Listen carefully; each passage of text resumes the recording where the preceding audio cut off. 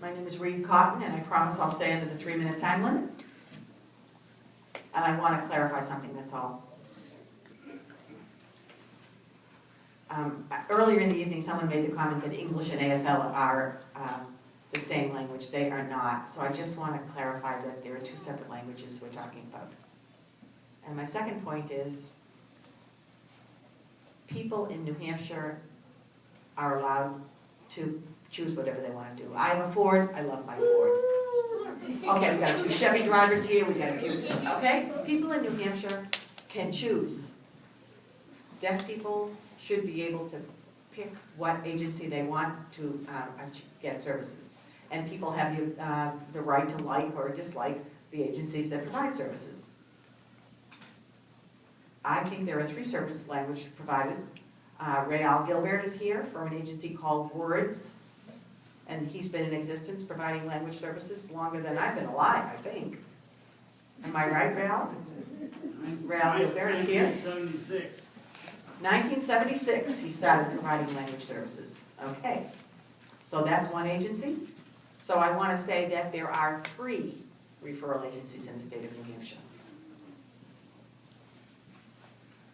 And some are great, and some might need work, and I totally agree on that. So, you know, whatever. My car works great, yours doesn't work so great. I mean, everybody does what they do.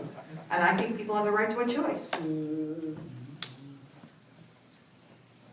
know, there may be one that many deaf people love NDHHS, but not every deaf person will want to work with NDHHS.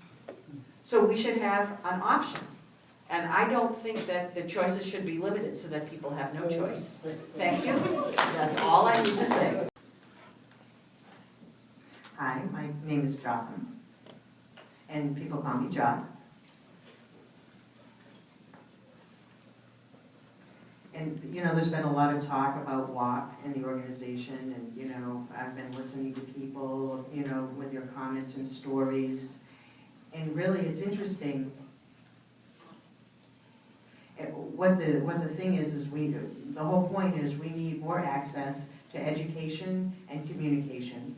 And really, those are the big issues. And, you know, many people, you know, had talked about how, you know, there are 70 children who are born with a hearing loss. I mean, we really need to think about communication and education. We need the children, as they're young, being exposed to deaf individuals. A young man recently went to Gallaudet University who was deaf, and he had never seen signs before. He was raised in an oral method, and it wasn't until he was over 20 years old that he went and finally was around people who were using ASL. And he has a lot of regrets about the fact that he didn't have access to that when he was growing up, and wished that his parents had had more of a choice. When I was born, my mom had no idea what to do with a deaf child, and the doctor said, give him a surgery and let him have a cochlear implant. And my mother said no. I was born in 1981. So, I mean, I can say this in many ways, but we need early intervention services. I grew up and I went to a mainstream school, and I learned sign language, which gave me access to a much wider world. And in my life today, I'm a college graduate, I'm successful, I've accomplished many things, but because of the options I had. In terms of the mental health issue, that's a huge issue all over the United States in terms of services for deaf people. And if we look at the inequality and lack of opportunity for deaf people, it's very, very small. I had a great friend a couple of years ago who died. Before he died, he told me that he needed help. He said, I think I'm depressed, I need counseling. And I said to him, you know, the Deaf Service Center is in Nashua, the Greater Nashua Mental Health Center. And he didn't know about it. And I said to him, I'm willing to go with you, I'm willing to take you there to the therapist's office, because clearly he needed help. But he had no idea the services existed. And the point of my story is that deaf people are unaware even of the few resources we have and how to access them. The other thing I want to say is thank you to everybody who's here, and to all of the people from Health and Human Services, people from who have come to listen to us.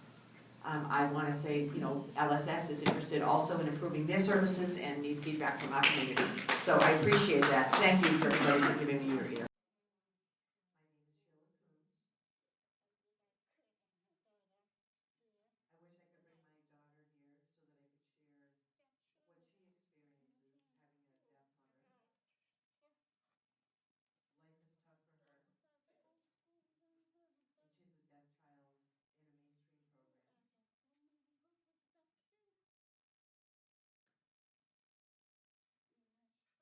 I wish I could bring my daughter here so that I could share what she experiences having a deaf mother. Life is tough for her, and she's a deaf child in a mainstream program. She's a hearing child with deaf parents, and she gets asked by her school to work with other deaf children, so that the teachers are actually depending on her and asking her to take on a role that they should be doing.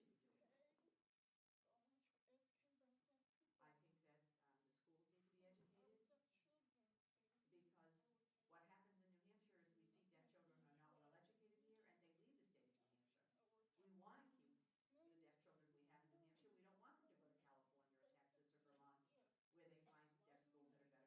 Why can't we improve the system we have to educate deaf children in New Hampshire so they can stay and live in New Hampshire for the rest of their lives without leaving? Hi, I'm Kathy Minch.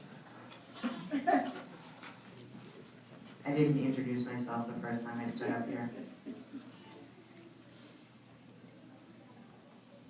And talking about mice, Wendy was talking about it earlier, the early intervention program, referring back to that. They don't have any deaf staff. I do teach in the Family Sign Language program, and I've done that for 9 years. And what I've seen during those 9 years is that the parents are realizing that they've never really seen deaf adults, and that their children are not seeing deaf adults. And they'll be asking questions to me, to the parents, that sometimes the parents can't answer. So They've had no contact with any deaf adults. They don't know what's possible for their children. They're surprised at who I am and the way that I'm a successful professional. I'm going to let the interpreter catch up. So because they don't have any deaf staff, to me, my observation is that these parents of deaf children really don't have any idea of what the options are and what the continuum of choices are for their children.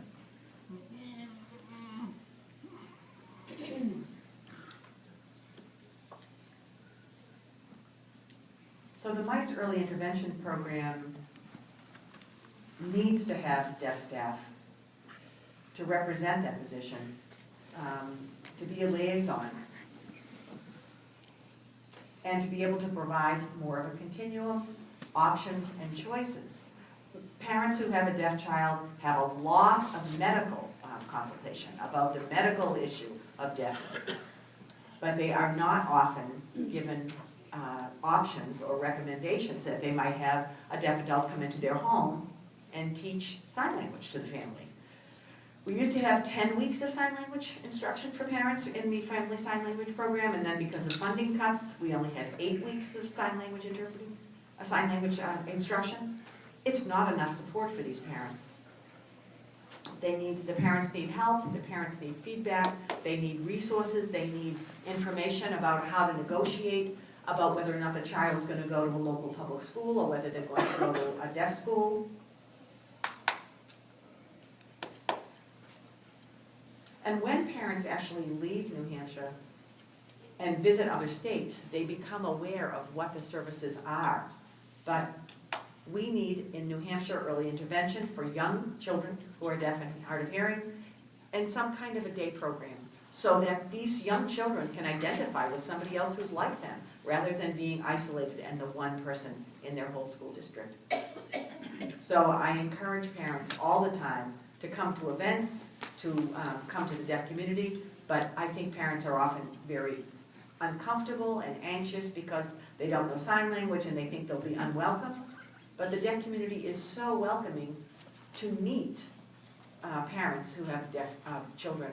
We also have a group of deaf parents who are parents of children who aren't deaf, and they come together as a support group on a monthly basis. Why can't we have the funding for parents who are not deaf, who have deaf children, to come together and learn and be supported with each other? It'll be a way for them to learn sign language. Often the children are far ahead of their parents in their knowledge of sign language, and the parents need support from each other. What is it?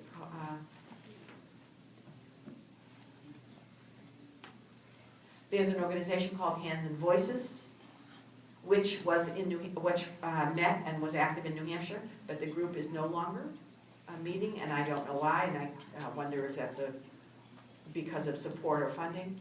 So I have some concerns for parents who have deaf children and need the support. Thank you. And not say anything tonight. My name is Rael Gilbert. I own Words Translation and Interpreting Service. We've been in business since 1976, and we have provided ASL interpreters when needed only to those clients for whom we do all their languages. Most of our work is with hearing people and with all the foreign languages. I'm hard of hearing myself. My hearing aids are being fixed, so I had a problem tonight. I couldn't hear earlier. I'm familiar with the deaf community. My daughter has been signing since grammar school, since the first grade. And I've had nothing but a lot of deaf people at my home over the years. My daughter is a sign language teacher who has a master's degree from Gallaudet in Washington. I don't sign because I have a diplopia, which means that I see two of everything. So you can imagine seeing 10 fingers instead of 5. I'm here to tell you that I fully support Northeast Deaf and Hard of Hearing in what they've been doing. I've worked with them over the years. Sue does a great job. She has a good staff, and I've called on them from time to time when we needed interpreters. So I hear a lot of discussion this evening on various things, and frankly, I didn't know about the meeting until a few hours ago, so I decided to come. And I don't know what you're going to accomplish tonight, because it seems to me you've talked about 100 different things, all of which, frankly, I think are very important to the deaf community. But I'm here to support you. And thank you very much for giving me a moment to speak to all of you.